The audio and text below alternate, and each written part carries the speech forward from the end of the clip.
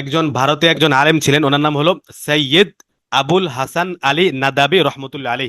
উনি অনেকগুলো বই লিখেছেন। উনি ছিলেন অনারবি, মানে উনি অ্যারাবিয়ান ছিলেন না, ছিলেন উর্দু ভাষী। হ্যাঁ, উর্দু ভাষী ছিলেন, ওনার ভাষা ছিল উর্দু।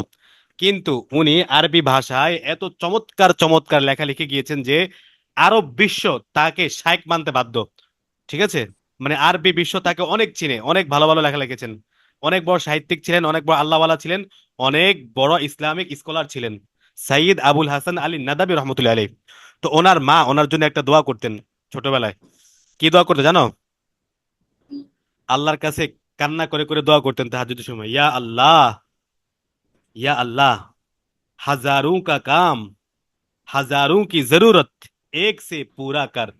এ আল্লাহ, আমার এই বাচ্চা সাইয়্যিদ আবুল হাসান আলী নাদাবি, তাকে এমন বানিয়ে দেন, এমন বড় আল্লাহওয়ালা বানান, এমন বড় দিনদার বানান, এমন বড় দায়ী বানান, এমন বড় ইসলামিক স্কলার বানান যে হাজারো আলেমের কাজ, হাজারো স্কলারের কাজ সে যাতে একাই করতে পারে। ঠিক আছে, এরকম দোয়া করতেন। তো আল্লাহ পাক তাকে এত বড় বানিয়েছেন যে শুধু হাজার না, লক্ষ লক্ষ মানুষ থেকে তিনি বড় ছিলেন। লক্ষ লক্ষ মানুষ থেকে তিনি কি ছিলেন? লক্ষ লক্ষ মানুষের কাজ তিনি একাই করে গেছেন।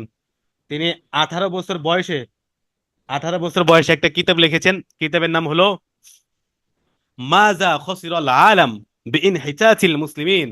বাংলা অর্থ হলো মুসলমানদের অধপতনে বিশ্ব কি হারালো। এটা লিখছেন উনি মাত্র 18 বছর বয়স, অর্থাৎ আমার থেকে ছোট থাকা অবস্থায়। আমার বয়স এখন 25 বা 26, মানে আমার থেকে ছোট থাকা অবস্থায় তিনি একজন অনারবি হওয়া সত্ত্বেও, মানে আরবি ভাষাভাষী না হওয়া সত্ত্বেও তিনি আরবি ভাষায় এত চমৎকার, এত মানসম্পন্ন, এত কোয়ালিটি সম্পন্ন একটা বই লিখেছেন আরবি ভাষায় যে আরবরা এটা পড়ে কিংকর্তব্য বিমূঢ় হয়ে গিয়েছেন। এমনকি তার এই বইটা তাদের বড় বড় ভার্সিটিতে এটা সিলেবাসের অন্তর্ভুক্ত করে ফেলেছে। এই বইটা দিয়ে তারা কি করেন? থিসিস করেন বিভিন্ন, হ্যাঁ, বিভিন্ন প্রবন্ধ নিবন্ধ এটা থেকে লেখেন চুজ করে, কোট করে। তো এত একটা মানে প্রামাণ্য একটা গ্রন্থ হয়ে গিয়েছে, অথচ উনি কি ছিলেন? একজন অনারবি ছিলেন, একজন উর্দু ভাষী ছিলেন। ঠিক আছে, এই জন্য আমাদের উচিত, আমাদের মা বাবাদের উচিত আমাদের জন্য আল্লাহ পাকের কাছে কান্নাকাটি করে দোয়া করা, হে আল্লাহ, আমার সন্তানটাকে কবুল করে নেন, আমার তপুকে কবুল করে নেন, তাকে মানুষের মতো মানুষ বানান, তাকে ইসলামের একজন খাদেম বানান, আল্লাহওয়ালা বানান, নেককার বানান। ঠিক আছে, এই দোয়াগুলো করা উচিত। বুঝতে পেরেছো? জি। এক আল্লাহর ঘটনা শুনবা। জি। বাদশাহ শাহজাহানের নাম শুনছো? কি? বাদশাহ আলমগীর। জি। বাদশা আলমগীর।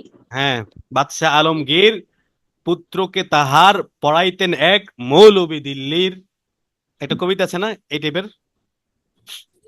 যাক, তো বাদশাহ আলমগীর অনেক বড় বাদশাহ ছিলেন ভারতবর্ষের। হ্যাঁ, তো তার ছেলেকে একজন আল্লাহওয়ালা পড়াইতেন, বুঝছো? জি। তো ওই হুজুরটা ছিল অনেক বড় আল্লাহওয়ালা, ছিল আল্লাহর সাথে অনেক ভালো সম্পর্ক ছিল।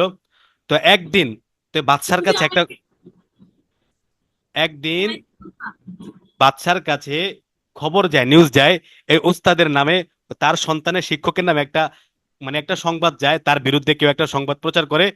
তো যার কারণে বাদশা রেগে যান। রেগে গিয়ে সৈন্য সামন্ত নিয়ে, তার যে সকল প্রজা ছিল, সৈন্য ছিল, ঠিক আছে, সেনাবাহিনী ছিল, তাদেরকে নিয়ে আস্তে আস্তে এই ছেলের ওস্তাদকে, ওই আল্লাহওয়ালাকে কি করবে? গ্রেপ্তার করবে। কি করবে? গ্রেপ্তার। গ্রেপ্তার করবে। তো তার সন্তান তো ওই ওস্তাদের কাছে পড়তো না। জি। তো তার হুজুর, সন্তানের আমি কিছুই বুঝতেছি না, কে কার সন্তান? আল্লাহওয়ালা কে? মানে যে। বাদশাহ, যে বাদশাহ তার একটা সন্তান ছিল, ওই সন্তানটা পড়তো এক হুজুরের কাছে। ঠিক আছে, জি। ওই হুজুরটা ছিল অনেক আল্লাহওয়ালা, অনেক ভালো মানুষ। তো ওই হুজুরের বিরুদ্ধে কেউ একটা নালিশ করে বাদশার কাছে এমনি। তো বাদশাহ রেগে যান, রেগে ওই হুজুরকে বন্দি করতে আসে। ঠিক আছে, জি। তো এটা আবার তার সন্তান জানতে পারে। তো সন্তান যেহেতু ওই শিক্ষকের ছাত্র, তো এই জন্য সন্তান যায় ওই শিক্ষকের কাছে গিয়ে বলতেছে, হুজুর, আমার আব্বা আপনার জন্য সেনাবাহিনী পাঠাইতেছে আপনাকে বন্দি করার জন্য, আপনার নামে এরকম বিচার গেছে। তো উনি তো নাকি আল্লাহওয়ালা ছিলেন, উনি বলতেছেন, কি বলো? আমার নামে বিচার দিয়েছে, এত বড় সাহস, আমাকে বন্দি করার জন্য আসতেছে সৈন্য নিয়ে। দাঁড়াও, আমিও আমার সেনাবাহিনী ডাকতেছি, আমিও আমার সৈন্য ডাকতেছি। এই কথা বলে উনি বলতেছেন, এই আমার যে অজু করার যে পাত্রটা আছে, অজু করা বদনা আছে, আমার বদনাটা নিয়ে আসো, আমি অজু করব। অজু করে মোনাজাতে আল্লাহকে বলবো, আল্লাহ তুমি ফেরেশতা পাঠাইয়া দাও তাদের বিরুদ্ধে।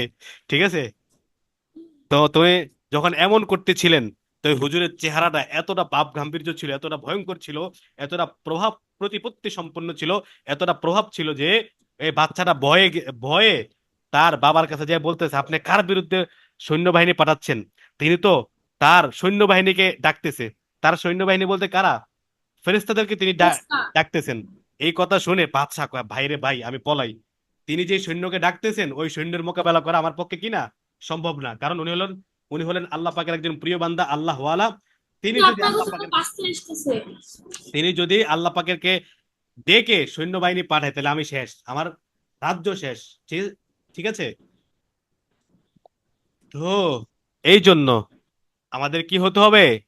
আল্লাহর সাথে ভালো সম্পর্ক করতে হবে, আল্লাহ ওয়ালা হতে হবে। বুঝতে পেরেছো?